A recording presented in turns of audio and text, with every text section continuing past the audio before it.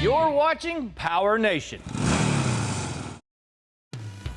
It isn't any beach today on Detroit Muscle, but it sure is sandy as Project Henchmen gets some cosmetics to fix the cracks.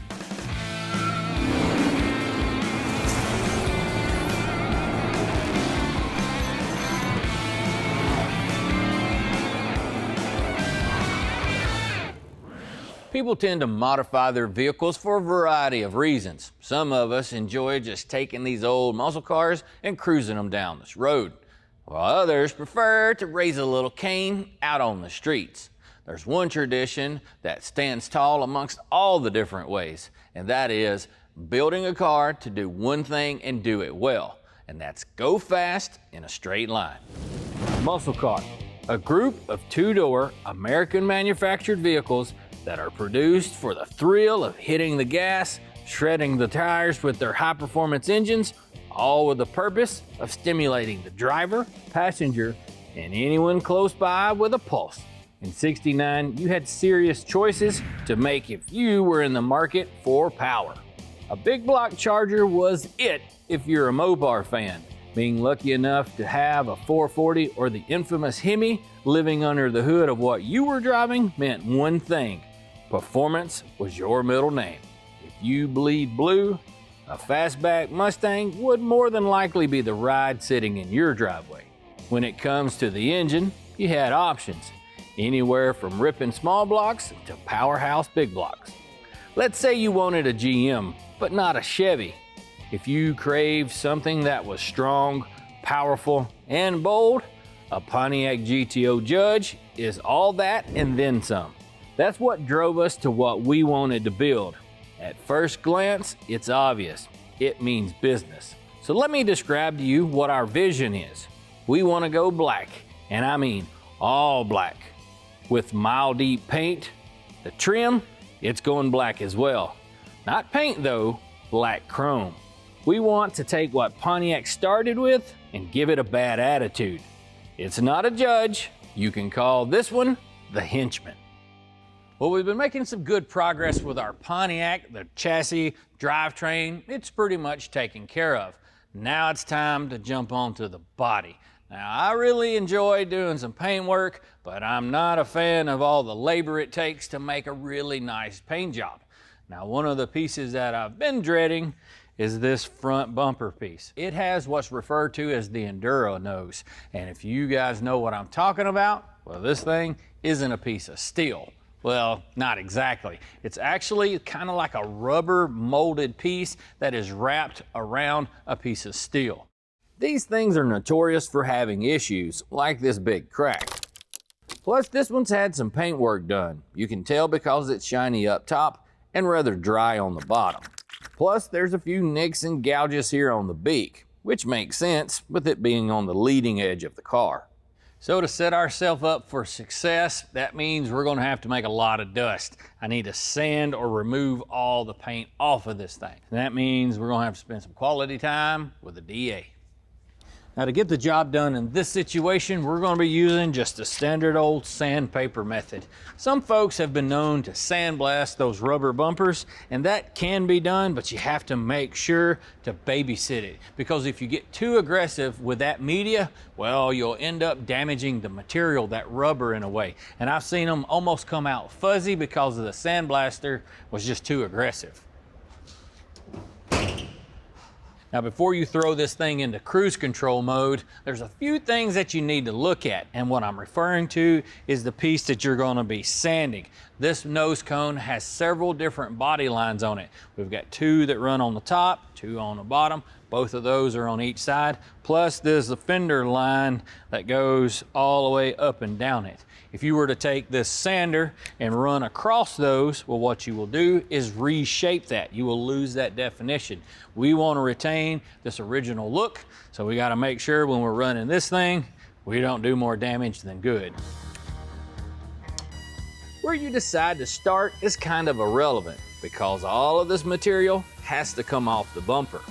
We're using some 180 grit sandpaper to get the job done. If you notice, I keep the sander moving the entire time.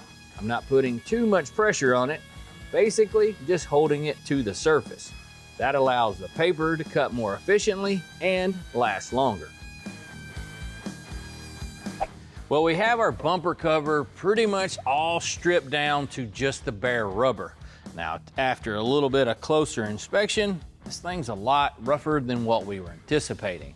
Now, the shape of it's in pretty much what we're looking for. However, there's nearly 50 cracks in this thing. If you have some of these blemishes and you're not real sure how deep they are or if it's really a crack, well, here's a tip for you. All you need is some glass cleaner. Simply spray it on the surface, wipe it off, and then as it evaporates, if that blemish stays wet, that tells you it's kind of deep. If it flashes off really quickly, well, it's no problem.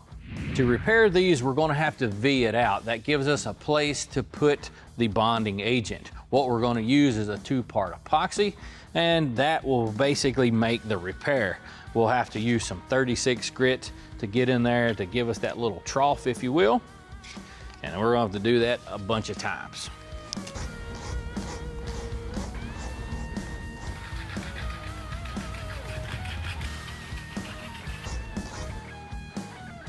We're going to use some 2-part epoxy to make that bond repair. So what I'm going to do is squish some of this stuff out onto my little board here. That ensures that it's mixed properly. That's this special little tip. And then I'm going to go over to the car, or to the bumper better yet, and squish this stuff in there, then use my spreader to smooth everything out. Man, that's some thick stuff. With this epoxy, you have about 5 minutes of work time, and then I like to let it set for over an hour before I sand it. Now, to get the job done, I've got this hard block and some 80 grit. Now it's time for some hand jobbing. Up next, it's time this nose piece hit the paint booth. We've got all of our cracks basically fused together. You'll notice by all the stripes that we have. And if you look even closer, you'll see that there's some small imperfections. How we're going to solve that is using some of this flexible polyester glazing putty. Now, we're going to put this stuff on from one end to the other and then sand it out, and we should be in really nice shape. When you mix this stuff, you want to fold it, not stir it. If you decide to kind of spin it together, well, what you'll do is aerate that and create a bunch of little bubbles.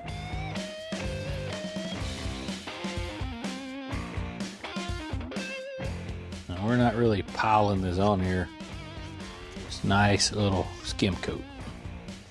Now, don't expect to wipe all of that in one go around. That's kind of being a little bit ambitious.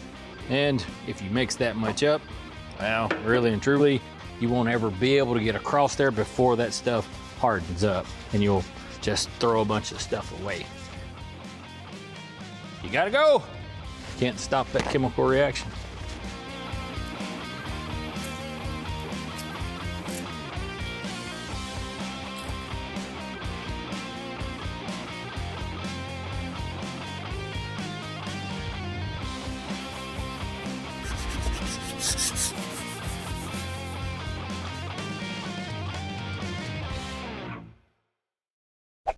Well, we've got our part here in the booth, and it's time for us to start spraying on some primer. The guys have our other paint booth kind of tied up, but that's not going to hold us back. So we've drug out our Mobile Environmental Solutions paint booth to get the job done. Now all I've got to do is get in here, hook up the hose, and then we can get to spraying. Our mobile paint booth is easy to set up. We put it right in the middle of the garage without any issue. Before we go to spraying on some primer filler, what we're going to be applying is some epoxy. What that does is that helps to ensure better adhesion. And it's just as simple as spraying it on. A booth helps to contain the mess from your painting project, but you still need to wear protective equipment like mask and suit to keep yourself safe from breathing any of the harmful chemicals. We let that epoxy primer dry for right at an hour. Now it's time for us to apply our gray primer surfacer. We're going to put 2 coats of this on and then let it flash 15 minutes in between those 2 coats. Then after that sets for pretty much overnight, we'll be ready to start final sanding that thing to get it back to its former glory.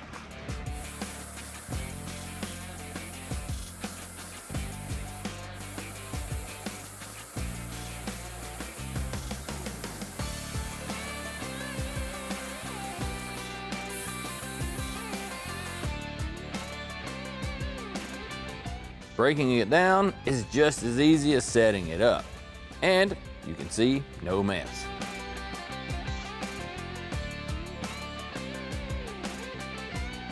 Well, we spent several hours rubbing on this thing, but all of our hard work definitely paid off. We still have, let's say, about another hour worth of work on this thing. There's a few little imperfections that we're going to have to touch up and then do some spot priming. But after that, well, this thing's pretty much ready to paint, and it's going to look nice. Should you use the wedge or the driver? How about driving a wedge? Coming up next. If you want to take down your enemies, they say one of the best ways is driving a wedge between them. In the early 60s, the best way to take down your enemies on the strip was actually driving a wedge. Make that a max wedge. Mopar ruled the strips in '62 with its 413 max wedge engine, setting over 100 records. In '63, they upped the ante to 426 cubic inches. You could get it in any full-size Dodge or Plymouth, from the top-of-the-line Fury down to this car, the no-frills Savoy. Ray Nader bought the car brand new and campaigned it for 11 years under the name Nader's Raiders. A dig at Ralph Nader, no relation. Ralph would probably declare this car unsafe at any speed, and hey, it got horrible gas mileage too. But Ray was too busy running mid-sevens on the 8th mile to care. We raised our kids pretty much at the racetrack. My wife was always there. It was like a picnic like you're going to a picnic every weekend. The car is plain Jane all the way. No badges, stripes, or hood scoop. With the pipes corked, you might think this was your grandma's Sunday driver. Of course, under the hood, it's a different story. 426 cubic inches of raw race power. Everything was beefed up. Forged aluminum pistons, hardened crankshaft, extra large 2-inch valves, solid lifters with heavy-duty rockers, and 3-inch long branch exhaust outlets. The heads had larger ports and wedge-shaped combustion chambers, hence the name. Dual quad carbs sat caddy corner atop aluminum short ram manifold. This created longer intake ports, which increased horsepower at higher RPMs. The design had its roots in the Ram Chargers car club from the late 50s. Cars like the High and Mighty suspended carbs over the engine with extra long intake tubes. Mopar engineers basically flattened that design to fit under the hood and wound up with long ram and short ram intakes. The engine came in two flavors, 13.5 to 1 or 11 to 1 compression, like this one, capable of pounding out 415 horsepower at 5,600 RPMs. It clocked mid-12s on the quarter mile in a stock tune. The Max Wedge package cost an extra $545 on top of the $2,300 base price, and the sticker on the windshield told you it wasn't made for the street. It came pretty much stock from the factory, except the wheelbase was shortened by an inch and the dual exhaust had lakes cut out. The drive shaft and rear springs were beefed up, and a sure grip diff with 391 gears came standard. Most folks ordered theirs with a push-button automatic, but Ray just took what was on the lot.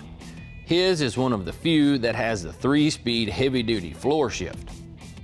After retiring the car in '74, Ray held onto it and later had it restored. It's still got the original motor and sheet metal. With all those years of racing, what's his favorite memory? I guess beating a Chrysler dealer that I competed against all the time with the automatics. Anytime I could beat him, I was happy. Need a way to cool down your engine bay? Well, we've got the scoop coming up next. Well, welcome back to the shop. Tommy's out hard at work on the nose cone for our GTO. But I'm gonna go over a couple of problems that have plagued hot rodders for years, and that is heat. I'm gonna share with y'all some tips and tricks on how to keep your hot rod cool.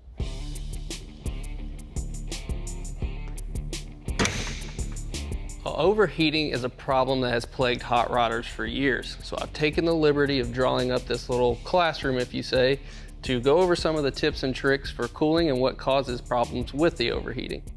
Everyone loves a stanced hot rod. We lower them down and get them close to the ground as possible, and this causes a problem. When your car sits at factory ride height, there's enough cool air flowing under the car to draw out a good bit of that heat from the engine bay. Slamming a car to the ground cuts the volume of air going under and out down significantly. Air will also enter through the grill, pushing hot air out the vents and the back of the engine compartment.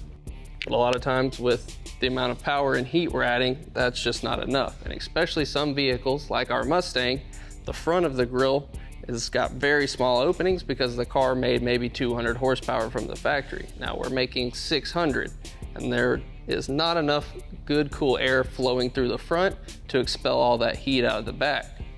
That's when we add something like this, vented hood louvers. Cool air comes across the hood as we drive, and it flows across the vent and pulls the hot air out of the engine bay.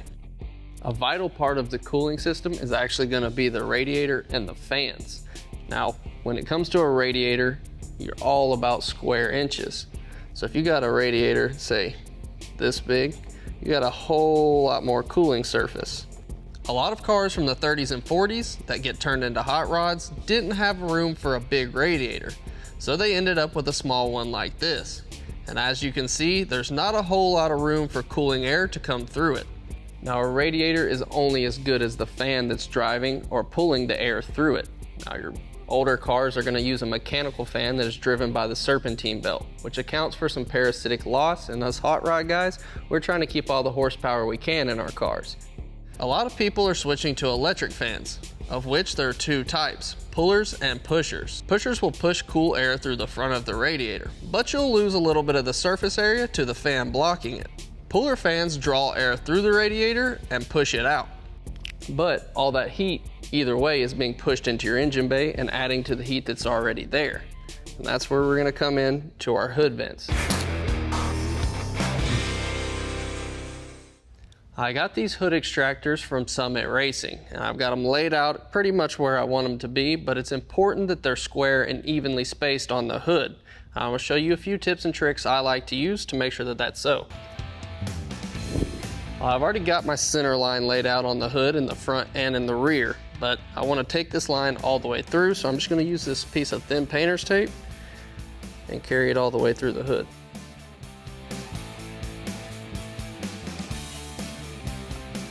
I want the front of my center louver to kind of match up with these factory vents on this hood, so I'll just lay another line from front of vent to front of vent.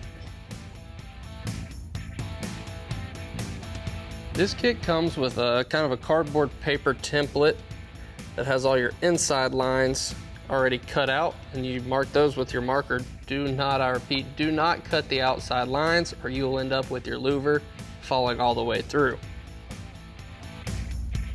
Just take that.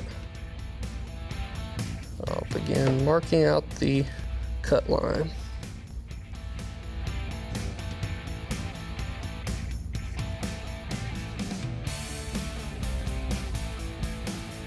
And make sure you keep good pressure on this so as you mark, you're not moving the template.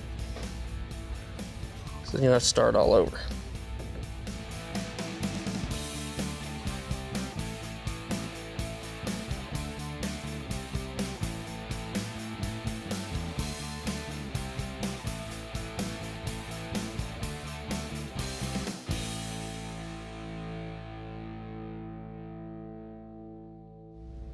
Now I'll use a 3/8 drill bit to punch a hole in each corner so I can use the body saw and trim out the inside.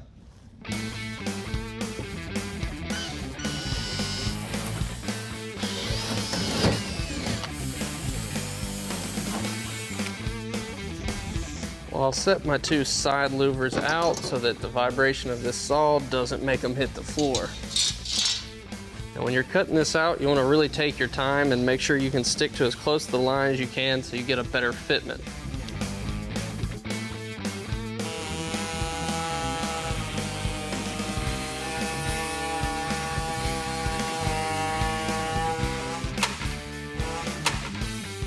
Well, we're ready to go ahead and attach our center louver, but I want to make sure that it's right, obviously, so I'm going to go ahead and I'm going to drill this center line so that I can leave my tape, and then I'll pull it back up and I'll rivet the center, replace the piece, and then I'll work my way out so that it conforms to the hood and folds down nicely.